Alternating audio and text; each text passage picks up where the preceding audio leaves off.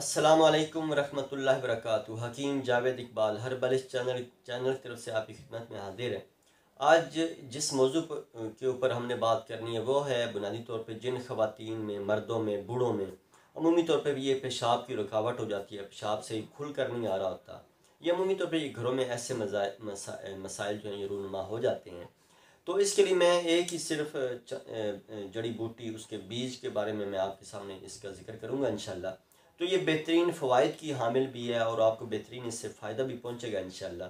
और कोई इसमें ज़रर नहीं है, कोई इसका नुकसान नहीं है, कोई साइड इफ़ेक्ट नहीं है, नेचुरल जड़ी बूटी है।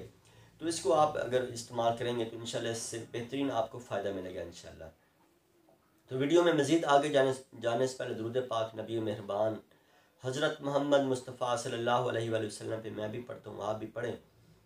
अल्लाहुम्मा सल्लि अला मुहम्मदिन अब्दिका व रसूलिका व सल्लि अला जमीइल मोमिनीन वल मोमिनात वल मुस्लिमीन वल मुस्लिमात।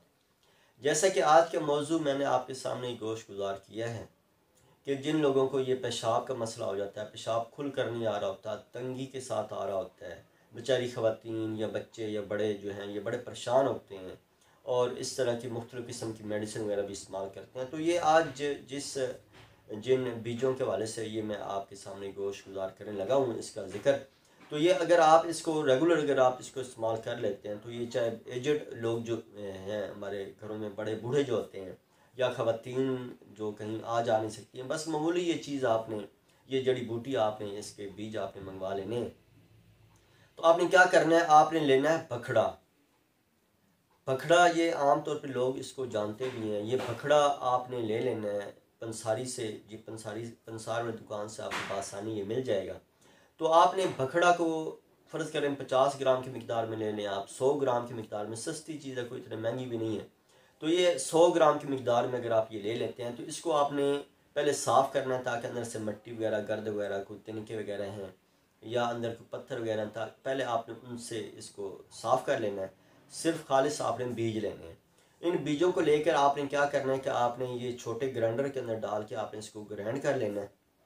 ग्राइंड करने के बाद इस पाउडर को आपने किसी डब्बी के अंदर महफूज कर लेना है।